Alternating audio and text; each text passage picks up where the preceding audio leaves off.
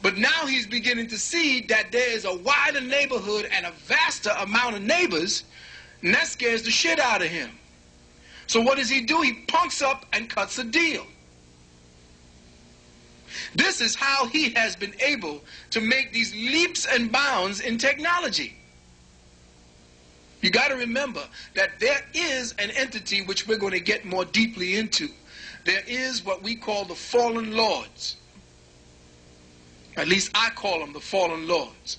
You can call them the Elohim, you can call them the fallen angels, and all the different names that they have for them. These are the fallen lords of light. And they do not like, you are nothing more than vegetables to be grown and processed, much like you saw it here. They took a piece of that for this movie. But it's much deeper than that. It's much more significant than this movie. They tried to give you a little bit more science fiction than science fact, but there's more science fact if you know where to look for it. Now, frequency warfare, or the electronic dissolution of memory and consciousness, was developed by the CIA immediately after Kennedy was assassinated. It was a project to create electronically controlled robot killers that were programmed to kill on demand.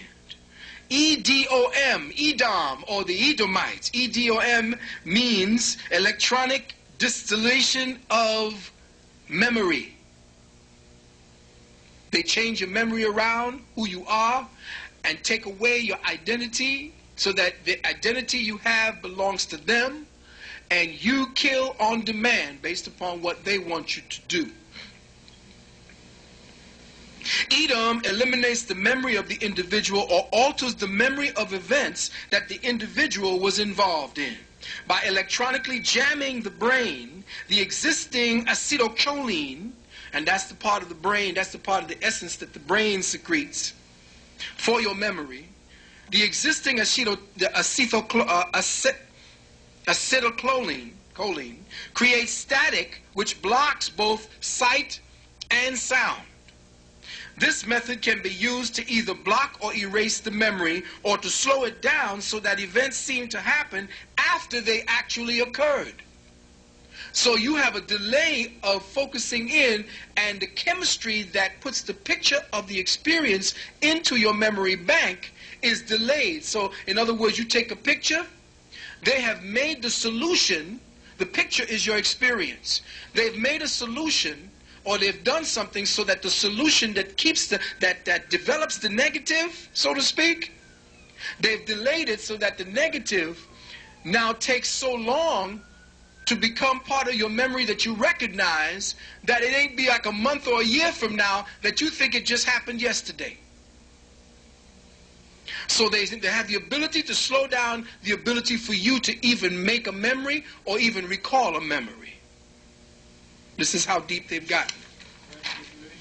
Excuse me? Well, yeah, it's more of a kind of a condensed form of time manipulation, because it's not really time manipulation, it's time manipulation perception. Little difference, yeah. Now, biological radio effects, this is again part of the technological, which is going to lead you into the biospiritual form of mind control.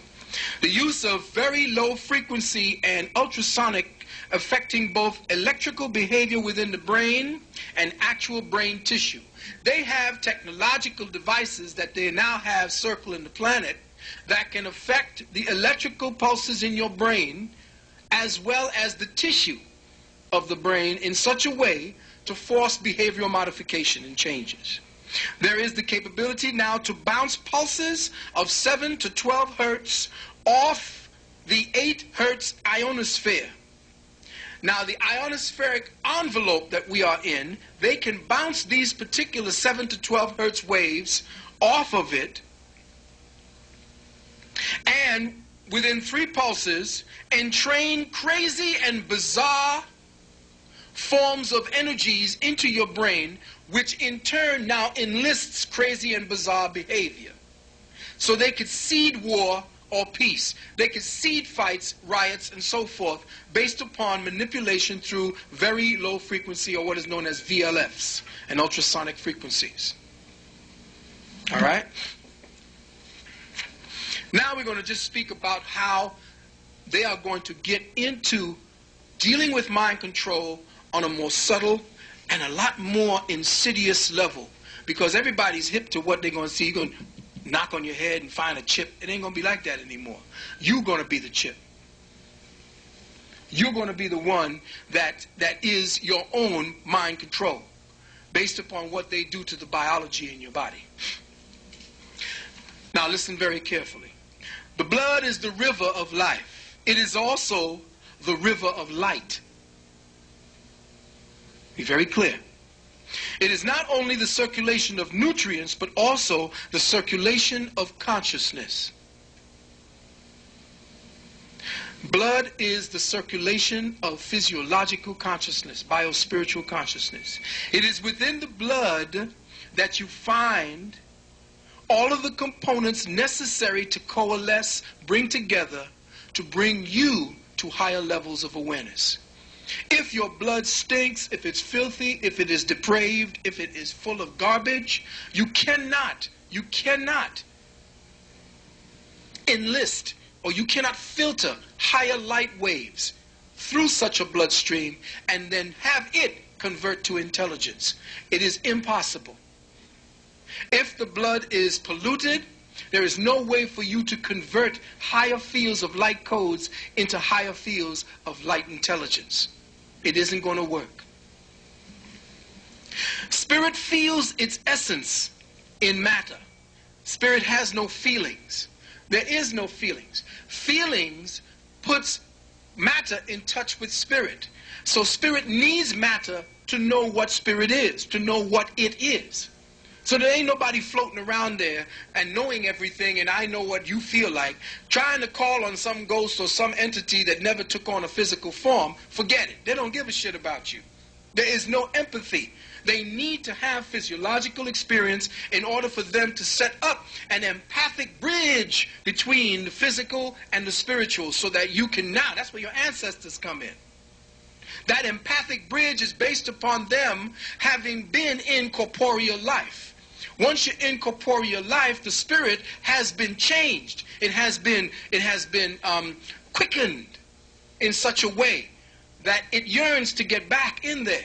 That's where you put all kind of experiences on the soul, which is essentially the bridge between the spirit and the physical. So spirit feels its essence in matter. Matter, listen carefully, children. Matter is an envelope that seals the spirit at specific levels of awareness. Matter is an envelope that seals the spirit in to the flesh at specific levels of awareness. How light manipulates the envelope determines how the envelope is refined in order to expand it to allow the spirit to feel itself at higher and ever higher levels of awareness and consciousness. Check. Did you get what I just said? Follow me and stay with me because it's going to get deeper. Once you get this perception in, your cells are now jumping around saying, oh man, more. Feed, feed. Oh, this is like ice cream. Feed me. Because when you start getting into the knowledge or the meal that is the self, you become insatiable. And then all of this physical bullshit don't mean nothing because you no longer have what? The appetite for it. Check? All right. How light manipulates the envelope, and I'm talking about sunlight, not this light. How light manipulates the envelope determines how the envelope is refined in order to expand that envelope to allow the spirit to feel itself. Remember I said its words, to feel itself at higher and ever higher levels of awareness and consciousness. To control the evolutionary advancement of the flesh, the spiritual advancement of man as well, one must seal and maintain the present envelope at its present level of self-awareness. Now, did you follow me when I said that? Because here's what is necessary to keep you in check. I'm going to repeat it now. To control the evolutionary advancement, that is the spiritual advancement and the spiritual awareness of man, one must seal and maintain the present envelope structure which means the present perceptual matrix, the present, that's a window, this is a mic, this is a desk kind of scenario. But these are not what I just said. These are agreements based upon our agreement to perceive them as such. Remember, I said that matter is a biphenomenal effect. And the only way matter becomes hard is through the agency of man's focus.